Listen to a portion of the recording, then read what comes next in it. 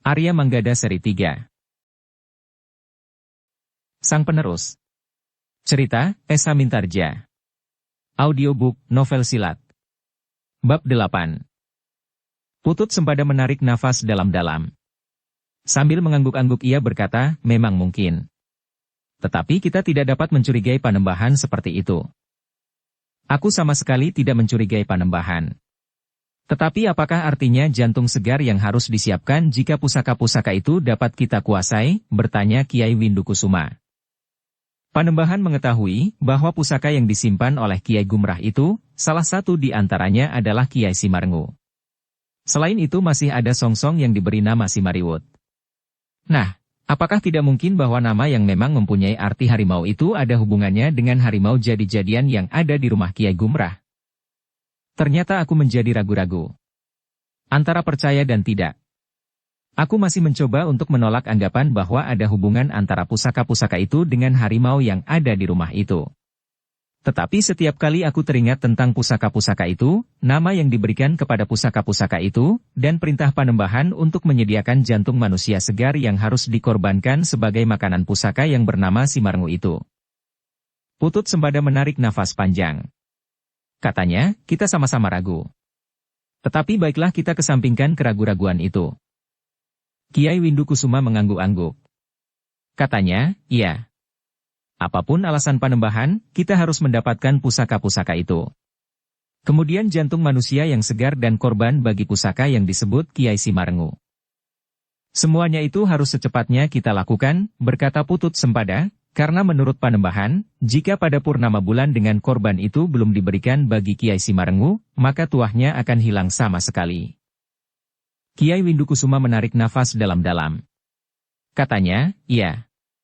Kita memang harus secepatnya menguasai Kiai Simarngu. Sebelum purnama bulan depan ujung tombak itu harus sudah ditanam di dada seseorang. Sudah tentu bukan setiap orang yang berjantung segar yang dapat dikorbankan. Itu adalah persoalan Panembahan sendiri. Panembahanlah yang akan menentukan orang yang bagaimana yang pantas untuk menjadi korbannya itu. Serta upacara apa saja yang harus diselenggarakan. Tugas kita adalah menyediakan pusaka-pusaka itu. Tetapi dari mana Panembahan tahu tentang pusaka-pusaka itu?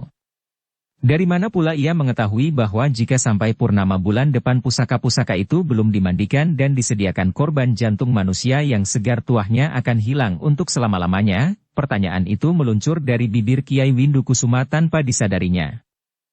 Namun Putut Sempada menyahut, tidak seorang pun tahu.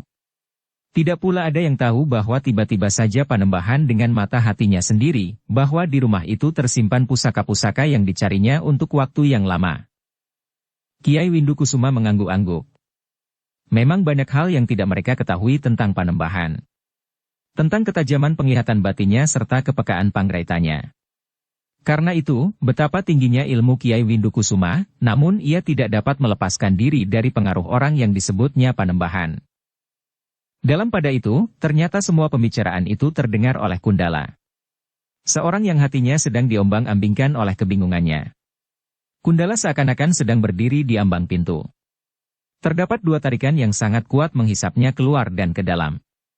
Seakan-akan ia melihat cahaya putih di dalam dan cahaya yang hitam di luar tanpa mengetahui sumbernya. Gila, geram Kundala, kenapa aku mendengar pembicaraan mereka? Jika aku tidak mendengarnya, aku tidak akan merasa berdosa jika aku tidak mengatakannya kepada Kiai Gumrah. Namun kemudian sambil menghentakkan tangannya ia berkata, persetan dengan Kiai Gumrah. Aku adalah pengikut setia Kiai Windukusuma. Aku sudah memperingatkan Kiai Gumrah untuk membunuhku agar aku tidak dapat datang justru membunuhnya. Kundala hanya dapat menggeletakkan giginya, menghentakkan kaki dan tangannya.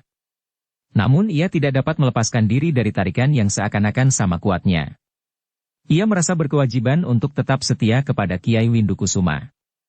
Tetapi ia merasa bahwa hidupnya yang tersisa itu sudah bukan miliknya. Tetapi milik Kiai Gumrah. Sehingga apa yang diketahuinya rasa-rasanya harus diketahui pula oleh Kiai Gumrah. Gila. Agaknya aku sudah gila, desis Kundala sambil memukuli kepalanya sendiri. Namun Kundala telah berusaha sekuat-kuatnya untuk tidak menunjukkan perubahan sikap di hadapan Kiai Windukusuma. Jika gejolak perasaannya itu diketahui oleh Kiai Windukusuma, maka ia tidak akan dapat berharap hidup lebih lama lagi. Kecuali jika aku melarikan diri dan mengungsikan hidupku pada Kiai Gumrah, berkata Kundala di dalam hatinya. Tetapi ia tidak akan dapat melakukannya. Jika ia berbuat demikian, maka ia telah menjadi seorang pengkhianat. Namun sebuah pertanyaan tiba-tiba saja seperti petir yang meledak di telinganya telah mengejutkannya, apakah aku memang belum berkhianat? Kundala tidak dapat berbuat ingkar kepada dirinya sendiri. Bahwa ia telah memberitahukan akan kedatangan orang-orang berilmu tinggi untuk mengambil pusaka-pusaka itu ketika ia menjemput Putut Sempada di pasar, bukankah itu sudah berarti suatu pengkhianatan? Karena itulah, maka Kundala itu pun telah tenggelam dalam goncangan perasaan. Ia tidak segera dapat menemukan pijakan sikap yang mapan. Yang kemudian dilakukannya adalah sekedar menyembunyikan gejolak perasaannya itu terhadap Kiai Windukusuma serta kawan-kawannya, agar ia tidak dihukum mati di hadapan mereka sebagai pengkhianatan. Namun untuk sementara Kundala masih mempunyai waktu berpikir ulang atas sikapnya. Menurut pembicaraan Kiai Windukusuma dan Putut Sempada dengan beberapa orang pengikutnya, agaknya mereka tidak akan langsung mengambil tindakan baru. Kegagalan mereka telah membuat mereka semakin berhati-hati. Ternyata Kiai Gumrah mempunyai beberapa orang kawan yang berilmu tinggi dan yang meragukan mereka adalah sepasang harimau yang tiba-tiba saja ada di halaman rumah Kiai Gumrah. Sementara Kiai Windukusuma membuat perhitungan-perhitungan baru, maka rumah Kiai Gumrah menjadi semakin ramai. Kawan-kawan Kiai Gumrah yang 3 orang itu berganti-ganti datang mengunjunginya. Tidak saja di siang hari, tetapi kadang-kadang juga di malam hari. Bahkan kadang-kadang mereka bertiga berkumpul bersama-sama sambil bermain dadu dengan hitungan daun ketela pohon atau daun melinjo. Orang-orang tua itu nampaknya selain berjaga-jaga karena adanya pusaka-pusaka di rumah itu, juga untuk mengisi kekosongan hidup mereka di hari tua. Manggada dan Laksana bahkan sering bertanya di antara mereka, apakah orang-orang tua itu tidak berkeluarga di rumah mereka? Apakah mereka tidak mempunyai anak atau cucu atau apapun? Tetapi anak-anak muda itu tidak berani bertanya. Kepada Kiai Gumrah pun mereka juga tidak bertanya tentang keluarganya. Meskipun Kiai Gumrah pernah mengatakan bahwa ia mempunyai anak dan cucu yang tinggal di tempat lain karena anaknya tidak ingin menggantikan tugasnya menjaga Banjar Lama itu. Dalam pada itu, memenuhi permintaan anak-anak muda yang pernah datang ke rumah Kiai Gumrah, maka Manggada dan Laksana pun sudah pula sering berada di Banjar Lama. Di sore hari mereka menyalakan lampu di Banjar dan Oncor di Regol. Di pagi hari keduanya membantu Kiai Gumrah menyapu halaman dan membersihkan ruangan-ruangan Banjar Lama setelah Kiai Gumrah mengambil dan memasang bumbungnya di manggar batang kelapa. Dengan demikian maka Manggada dan Laksana mulai berkenalan dan bergaul dengan anak-anak muda di padukuhan itu. Mereka berusaha menyesuaikan diri dengan pergaulan anak-anak muda di padukuhan itu. Di malam hari beberapa orang anak muda kadang-kadang duduk-duduk di Banjar Lama itu, bergurau dan mengisi waktu mereka dengan berbagai macam permainan. Terutama mereka yang bertugas ronda pada malam itu. Di siang hari anak-anak muda kebanyakan bekerja di sawah dan ladang mereka. Jika keadaan mendesak, mereka bersama-sama melakukan kerja untuk kepentingan bersama. Memperbaiki bendungan yang harus sering mereka lakukan. Setiap kebocoran betapa kecilnya harus segera diperbaiki.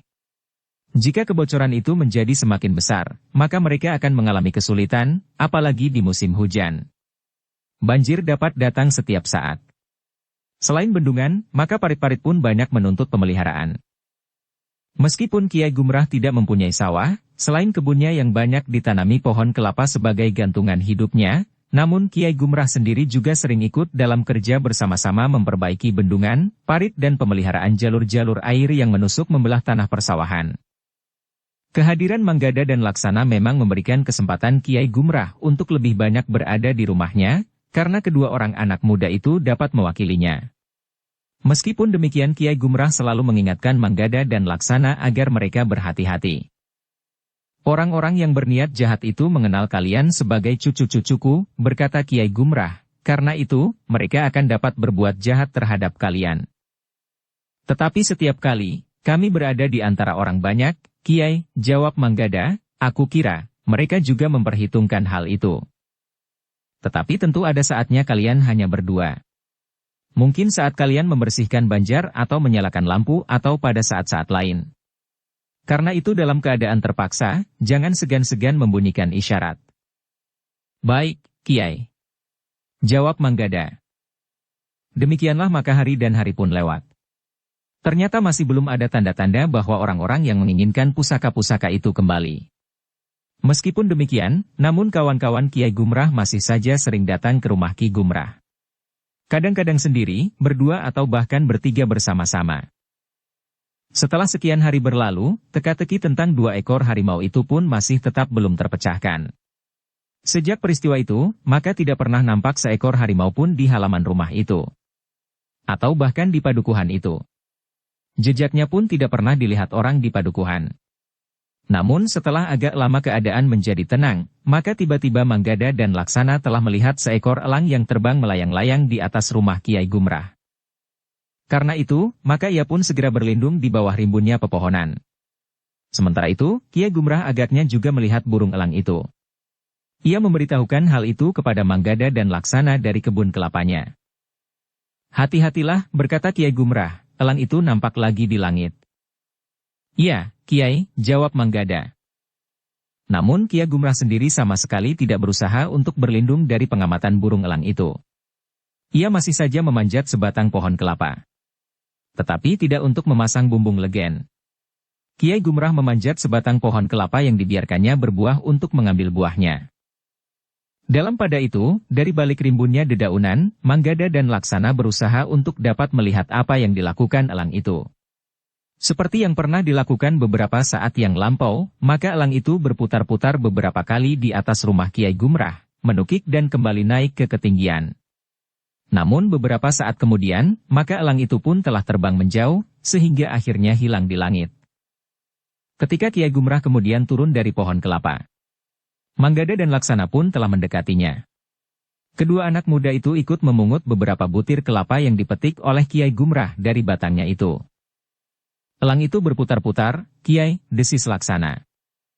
Seperti yang pernah dilakukan beberapa saat lalu, jawab Kiai Gumrah, nampaknya orang-orang itu sudah mulai bersiap-siap untuk bergerak lagi. Mereka tentu sudah siap pula untuk melawan 2 ekor harimau itu, Kiai, berkata Manggada kemudian. Mereka mungkin benar-benar menyangka bahwa kedua ekor harimau itu adalah harimau jadi-jadian. Atau barangkali tombak-tombak atau payung itulah yang dikiranya dapat menjelma menjadi harimau atau dari dalamnya keluar sepasang harimau itu.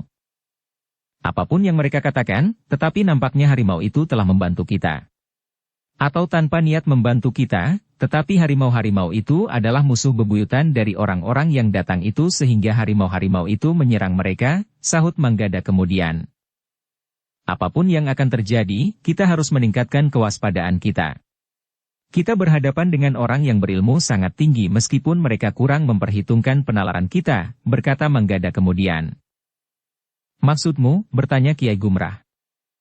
Bukankah burung elang itu telah mengisyaratkan kepada kita agar kita bersiap menghadapi segala kemungkinan, jawab Manggada meskipun agak ragu. Kau benar Ngger. Tetapi mungkin juga justru Panembahan itu ingin menakuti kita atau semacam tantangan bagi kita, karena mereka terlalu yakin akan kelebihan mereka, jawab Kiai Gumrah. Manggada mengangguk-angguk. Sementara Laksana bertanya, semacam sikap sombong begitu, Kiai? Ya, begitulah. Tetapi kesombongan mereka benar-benar berisi karena mereka memang berilmu tinggi, jawab Kiai Gumrah. Manggada dan Laksana tidak bertanya lagi. Sementara itu Manggada telah mengupas kelapa-kelapa yang baru saja dipetik itu dengan selumbat, semacam linggis yang ujungnya tajam dan pipih. Namun ketika mereka membawa kelapa-kelapa yang sudah terkupas itu ke dapur, Manggada masih bertanya lagi, Kiai, apakah Kiai tidak berniat untuk membuat hubungan dengan Ki Pandi? Si bongkok itu, bertanya Kiai Gumrah. Ya, Kiai. Kami masih menghubungkan kedua ekor harimau yang datang itu dengan kedua ekor harimau milik Ki Pandi. Mungkin kedua ekor harimau itu masih mengenali kami berdua, sehingga saat kami pingsan, kami tidak dikoyak-koyaknya seperti Niskara itu. Kiai Gumrah menarik nafas dalam-dalam. Namun katanya, aku tidak tahu di mana si bongkok itu berada. Aku memang mengenalinya, tetapi tidak begitu akrab.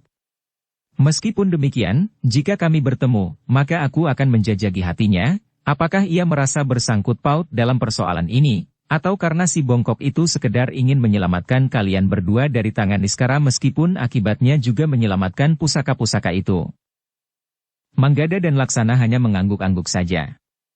Mereka sadar sepenuhnya bahwa tidak semua dikatakan dengan terbuka oleh Kiai Gumrah. Bagaimanapun juga Kiai Gumrah harus berhati-hati terhadap dua orang anak muda yang belum diketahui dengan pasti asal-usulnya.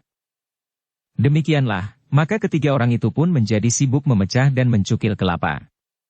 Kiai Gumrah hari itu ingin membuat minyak kelapa karena minyaknya sudah habis. Selain untuk memasak, Kiai Gumrah juga mempergunakan minyak kelapa untuk lampu di rumahnya dan di Banjar. Karena kesibukannya itu, maka hari itu Kiai Gumrah memang tidak pergi menyerahkan gula kelapa kepada juragan gula yang tinggal tidak terlalu jauh dari rumahnya. Besok saja akan aku serahkan sekaligus dengan hasil besok pagi, berkata Kiai Gumrah, hari ini aku masih mempunyai uang cukup. Heh, bukankah beras masih cukup sampai 2 hari lagi? Masih, Kiai, jawab Manggada. Baiklah. Biarlah hari ini aku tidak pergi. Aku akan membuat minyak kelapa, berkata Kiai Gumrah kemudian. Bertiga mereka pun kemudian sibuk mengukur kelapa. Memeras santannya dan kemudian memanasi santan itu agar menjadi minyak. Namun dalam pada itu, Manggada dan Laksana sempat berbicara di antara mereka ketika Kiai Gumrah keluar dari dapur beberapa saat. Kiai Gumrah tidak meninggalkan rumahnya bukan karena membuat minyak. Kami dapat melakukannya, berkata Manggada. Ya. Tentu elang itu membuatnya berjaga-jaga hari ini dan tentu juga malam nanti, sahut Laksana. Ia menanggapi isyarat burung elang itu dengan sungguh-sungguh, desis Manggada. Keduanya pun terdiam ketika Kiai Gumrah telah berada di dapur itu lagi. Untuk beberapa saat ketiganya terdiam. Mereka sibuk dengan tugas mereka masing-masing di dapur itu. Namun selagi mereka bertiga sibuk, tiba-tiba saja seseorang muncul dari pintu butulan. Sambil tertawa orang itu bertanya.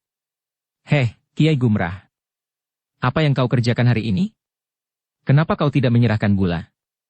Aku menunggu-nunggu sesiang ini sehingga hari ini aku terpaksa tidak pergi ke pasar. Tentu sudah kesiangan. Para pedagang gula telah meninggalkan pasar. Aku sedang membuat minyak, berkata Kiai Gumrah. Kenapa begitu tergesa-gesa? Bukankah dapat kau lakukan siang nanti? Seandainya minyakmu sudah habis sama sekali, bukankah baru nanti malam minyak itu kau pergunakan? Aku akan menggoreng ikan lele.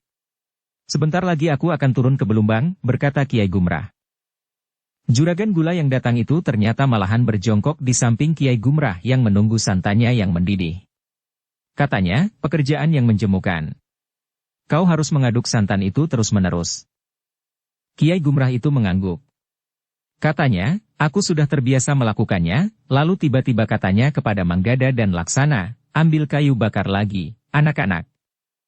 Manggada dan Laksana pun kemudian bangkit dan melangkah keluar dapur untuk mengambil kayu bakar. Namun sambil memungut kayu bakar Manggada berkata, juragan gula itu juga melihat elang yang berputaran. Mereka tentu sedang merundingkan apa yang akan mereka lakukan, karena agaknya mereka mulai mendapat isyarat, bahwa Kiai Windukusuma atau bahkan Panembahan itu sendiri akan mulai bergerak lagi. Laksana mengangguk-angguk. Katanya, kenapa kita tidak boleh mendengar pembicaraan mereka? Tentu ada sebabnya. Mereka tidak ingin membuat kita gelisah, atau mereka memang belum sepenuhnya mempercayai kita, jawab Manggada. Laksana mengangguk-angguk. Tetapi mereka tidak berbicara lagi. Mereka masing-masing membawa seonggok kayu bakar ke dapur untuk memanasi santan yang dibuat minyak itu. Ketika mereka masuk ke dapur, maka dilihatnya Kiai Gumrah dan juragan gula itu berbincang dengan sungguh-sungguh. Sekilas mereka memandang kedua orang anak muda yang masuk sambil membawa kayu bakar itu. Namun mereka ternyata masih berbincang terus. Meskipun perlahan-lahan Manggada dan Laksana dapat mendengar juga Kiai Gumrah berkata, baiklah. Biarlah orang itu di sini untuk 1-2 hari. Keduanya ternyata tidak berbicara lebih panjang lagi.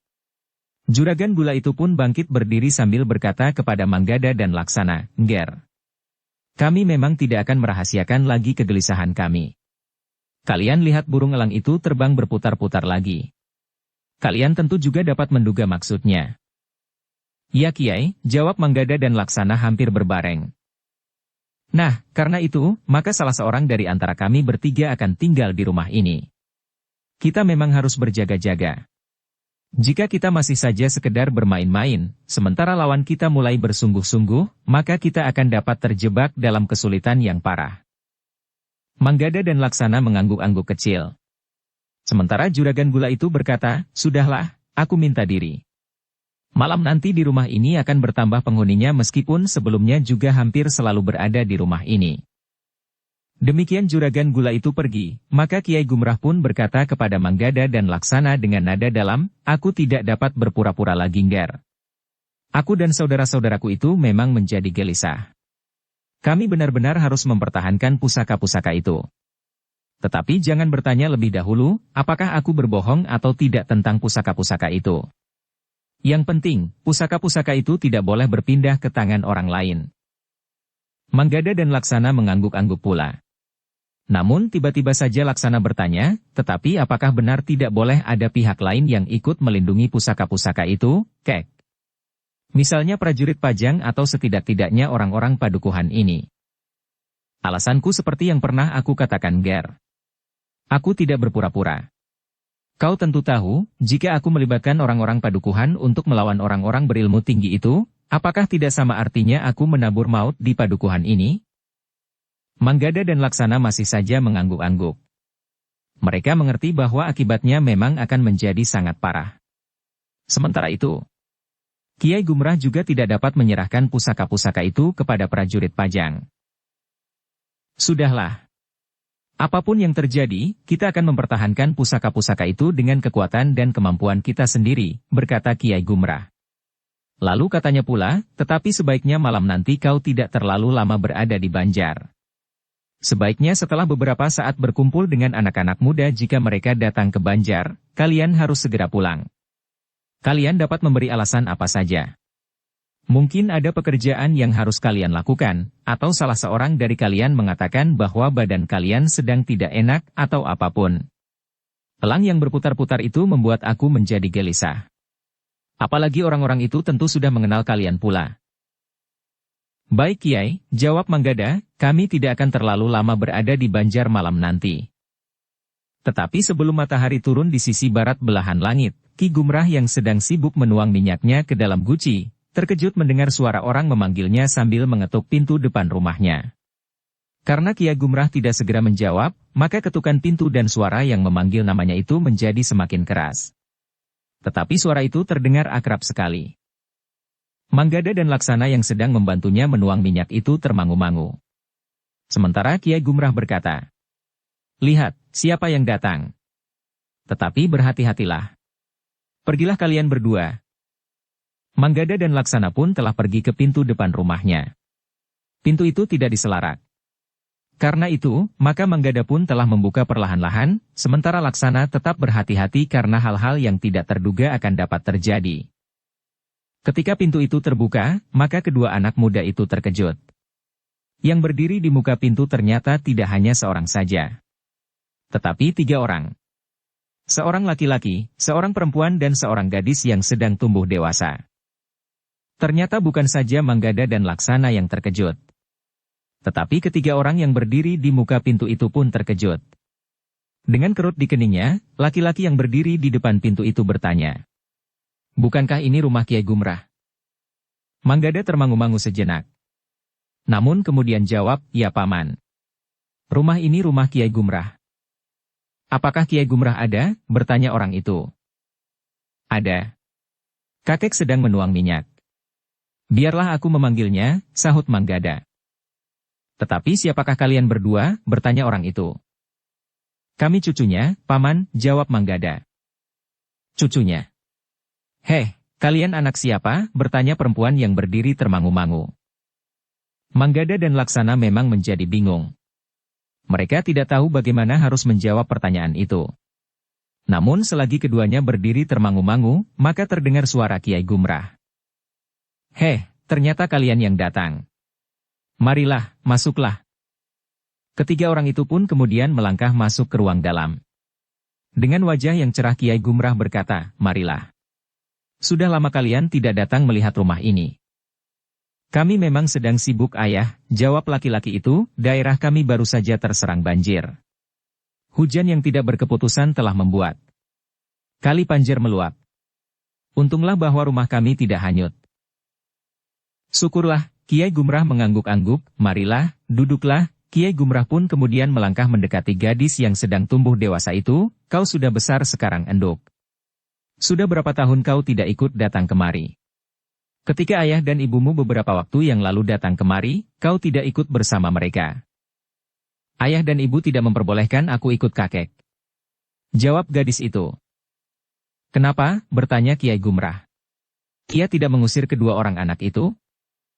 Gadis itu tidak menjawab. Tetapi ia berpaling memandangi laki-laki dan perempuan yang ternyata adalah ayah dan ibunya itu. Ayahnya tersenyum sambil menjawab, waktu itu kami datang hanya sekedar menengok ayah. Kami hanya bermalam satu malam saja. Anak itu tentu akan kelelahan jika ikut bersama kami. Sebenarnya tidak, Kek. Aku dapat berjalan dengan jarak 2-3 kali lipat jarak yang kami tempuh sampai ke rumah kakek ini, sahut gadis itu. Kakeknya tertawa. Katanya, nah, ayah dan ibumu tidak mau kau menjadi sangat letih. Sekarang ayah dan ibumu agaknya akan bermalam lebih dari 1 malam di sini.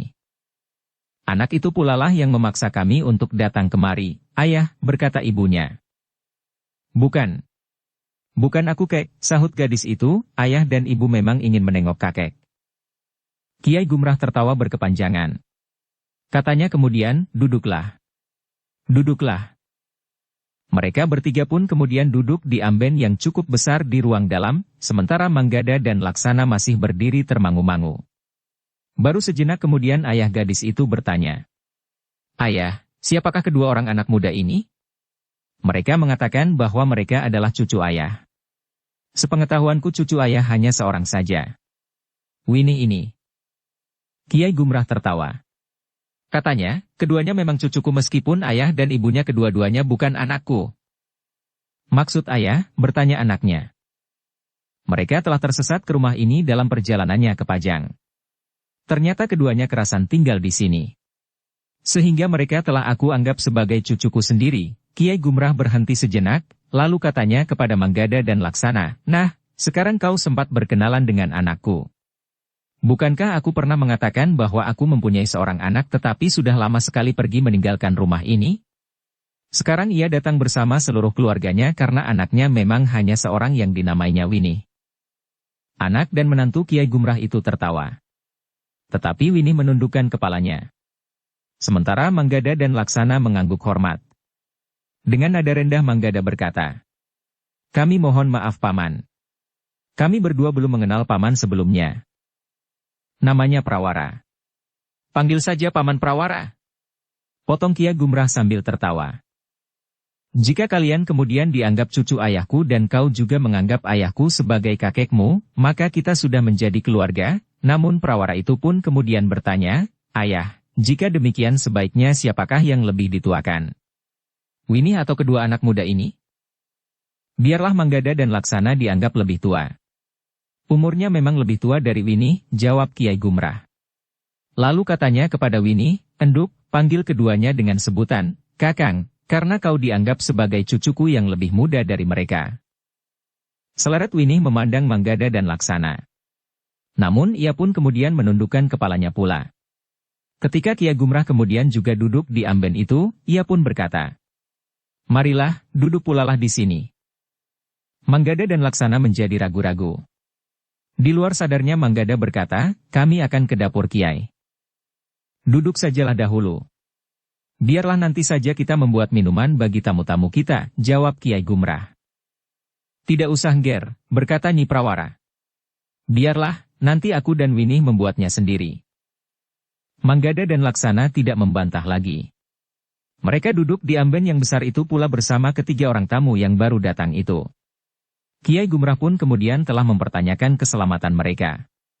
Keadaan tempat tinggal mereka yang diterpa banjir. Serta perjalanan mereka sampai ke rumah itu. Sementara itu Ki Prawara pun bertanya pula. Bagaimana pula keadaan ayah selama ini? Kami baik-baik saja di sini. Kedua anak muda ini telah membantu aku dalam segala hal. Mereka pula lah yang setiap hari membersihkan banjar, menyalakan lampu dan jika di Banjar itu hadir anak-anak muda sebelum ke Banjar yang baru, maka keduanya ikut pula bersama mereka. Bahkan kedua anak ini dapat mewakili aku melakukan kegiatan di padukuhan ini. Syukurlah, Ki Prawara mengangguk-angguk. Kami memang selalu memikirkan keadaan ayah di sini.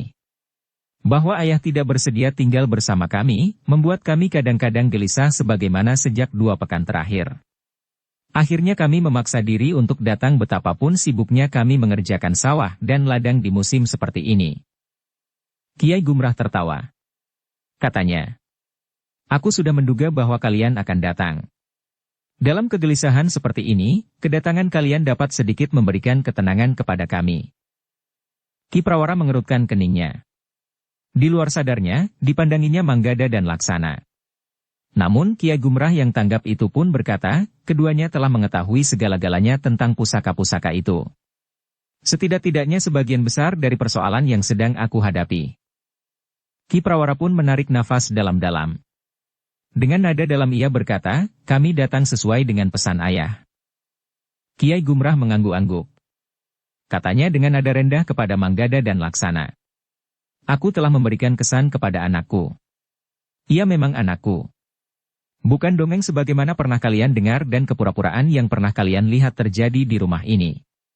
Kegelisahan yang semakin mencengkam memaksa aku untuk memanggilnya, karena aku berharap bahwa anakku dapat membantuku. Manggada dan Laksana mengangguk-angguk kecil. Seperti juga Kiai Gumrah dan kawan-kawannya yang berdagang gula itu, maka Ki Prawara itu menilik wujud lahiriahnya tidak lebih dari seorang petani kebanyakan. Pakaiannya, sikapnya dan caranya berbicara. Namun Manggada dan Laksana yakin bahwa Ki Prawara adalah seorang yang tentu juga berilmu tinggi. Namun dalam pada itu, Nyi Prawara yang sejak semula mendengarkan pembicaraan itu pun berkata, Ayah, biarlah aku pergi ke dapur untuk merebus air. Namun Manggadalah yang menyahut, masih ada air terjerang di atas perapian. Kebetulan, jawab Nyi Prawara yang kemudian menggamit Winih, marilah. Bantu aku membuat minuman. Kau dapat mencari mangkuk di paga bambu, berkata Kiai Gumrah. Biarlah aku mengambilnya, berkata Laksana. Tidak, dengan cepat Nyi Prawara menyahut, duduk sajalah Ngger. Biarlah aku dan Winih yang berada di dapur. Bukankah kami berada di rumah ayah sehingga tidak bedanya di rumah sendiri? Laksana tidak menjawab. Ia pun merasa bahwa Ki Prawara, Nyi Prawara dan Winih adalah keluarga terdekat Kiai Gumrah. Sedangkan ia dan Manggada adalah orang yang tersesat saja sampai ke rumah itu. Sehingga karena itu, maka Nyi Prawara dan Winih dapat berbuat lebih banyak di rumah itu. Karena itu, ketika Nyi Prawara dan Winih pergi ke dapur, Laksana tidak beranjak dari tempatnya. Dalam pada itu Kiai Gumrah pun berkata kepada Manggada dan Laksana. Baiklah aku berterus terang. Anakku memang memiliki sedikit kemampuan sehingga ia akan dapat membantuku melindungi pusaka-pusaka itu di samping beberapa orang kawan-kawanku, para pedagang gula itu. Seperti pernah aku katakan, bahwa orang-orang yang menghendaki pusaka-pusaka itu mulai bersungguh-sungguh, sehingga kami pun harus mulai bersungguh-sungguh pula. Karena itu, maka kami harus menghimpun segala orang yang akan dapat ikut serta membantuku. Tentu bukan anak-anak muda padukuhan ini, karena hal itu akan dapat berarti menghancurkan mereka pula. Juga bukan para prajurit pajang, karena mereka akan dapat membuat kebijaksanaan yang tidak sesuai dengan keinginan kita meskipun mereka juga berniat melindungi pusaka-pusaka itu. Manggada dan Laksana mengangguk-angguk. Kiai Gumrah memang pernah mengatakan hal itu. Tetapi agaknya ia sengaja mengulanginya di hadapan Ki Prawara. Dalam pada itu, di dapur, Nyi Prawara dan Winih menjadi sibuk membuat minuman. Meskipun mereka tidak terbiasa dengan peralatan dapur Kiai Gumrah, namun mereka pun akhirnya dapat menyiapkan wedang jahe hangat dengan gula kelapa yang banyak terdapat di dapur itu. Namun dalam pada itu, selagi Nyi Prawara sibuk menyiapkan minuman, ia pun terkejut ketika tiba-tiba seseorang telah berdiri di pintu dapur. Orang itu pun terkejut pula melihat 2 orang perempuan di dapur itu. Namun Nyi Prawara masih juga sempat bertanya, apakah keperluan Kisanak? Siapakah yang Kisanak cari? Tetapi Winih justru bertanya, apakah Kisanak juga cucu kakek Gumrah? Tidak, jawab orang itu, tetapi aku memang mencari Kiai Gumrah. Keduanya memang merasa heran, bahwa orang itu tidak mengetuk pintu depan, tetapi langsung ke pintu dapur. Namun Nyi Pawara itu pun kemudian berkata, "Winih, panggil kakekmu." Winih pun kemudian bergegas masuk ke ruang dalam sambil berkata, "Kek, ada tamu." "Tamu?" bertanya Kiai Gumrah. "Ya." "Orang itu langsung masuk ke dapur," jawab Winih. Kiai Gumrah mengerutkan dahinya. Namun ia pun kemudian segera bangkit dan melangkah menuju ke dapur. Ternyata Kiai Gumrah pun terkejut. Hampir di luar sadarnya ia berdesis, "Kundala." "Iya, Kiai." Jawab orang itu lirih, seakan-akan hanya untuk didengarnya sendiri saja. "Marilah, masuklah," Kiai Gumrah mempersilahkan. "Tidak Kiai." Jawab Kundala, "Aku sedang dalam perjalanan menemui seseorang." "Siapa?" bertanya Kiai Gumrah. Berkata, "Kek, ada tamu." Kundala memang ragu-ragu. Keningnya telah menitikkan keringat. Bahkan baju di bagian punggungnya pun telah menjadi basah kuyup seakan-akan ia baru saja kehujanan di bulak panjang. Ia memang tidak dapat dengan serta-merta menyebutkan sebuah nama. Kiai Gumrah agaknya tanggap akan kesulitan perasaan Kundala. Karena itu, maka ia tidak mendesaknya. Ia justru bertanya, "Barangkali kau mempunyai keperluan dengan aku atau dengan kedua cucuku?" "Marilah duduklah." "Tidak Kiai," jawab Kundala, "tidak ada apa-apa. Aku hanya ingin singgah untuk melihat keselamatan Kiai dan cucu-cucu Kiai. Agaknya semuanya selamat di sini. Bahkan mungkin di rumah ini sedang ada tamu." "Ya, memang ada tamu di rumah ini. Tetapi mereka adalah keluargaku sendiri. Tidak ada yang ingin aku sampaikan kecuali sekedar menengok keselamatan Kiai itulah." Kiai Gumrah menarik nafas dalam-dalam. Dengan nada lembut ia berkata, "Kundala, aku tahu bahwa kau berada dalam kebingungan yang sangat. Terserah kepadamu, apakah kau akan mengatakannya atau tidak. Tetapi tentu ada yang mendorongmu untuk singgah di rumahku ini. Aku yakin bahwa itu adalah nuranimu yang untuk waktu yang panjang tentu telah kau timbuni dengan ketamakan, kedengkian dan kepura-puraan. Tetapi kenapa kau justru berusaha menutup telinga hatimu dan membiarkan kepura-puraan itu menguasai dan kemudian menimbuni nuranimu sehingga tenggelam jauh ke dasar jiwamu?" Kundala termangu-mangu sejenak. Tetapi ia mengakui bahwa dorongan nuraninya lah yang telah membawanya singgah ke rumah Kiai Gumrah. Bahkan nuraninya itu pula telah mendorongnya untuk mengatakan kenapa ia telah singgah. Kiai Gumrah membiarkan Kundala itu termangu-mangu di muka pintu. Keringatnya semakin banyak mengalir membasahi pakaiannya, sementara hatinya telah diguncang-guncang oleh keraguan-raguan. Namun akhirnya ia berkata, "Kiai, aku baru saja menemui utusan Panembahan." "Utusannya?" bertanya Kiai Gumrah. "Ya Kiai. Utusan Panembahan itu akan berbicara dengan Kiai Windukusuma tentang pusaka-pusaka itu," jawab Kundala. "Kenapa utusan itu tidak langsung menemui Kiai Windukusuma?" bertanya Kiai Gumrah. "Nampaknya memang masih ada jarak antara Panembahan dan Kiai Windukusuma meskipun Kiai Windukusuma telah berada di bawah pengaruh Panembahan," jawab Kundala. Bersambung ke bab 9. Dukung kami dengan subscribe, follow, like, komen dan share. Terima kasih.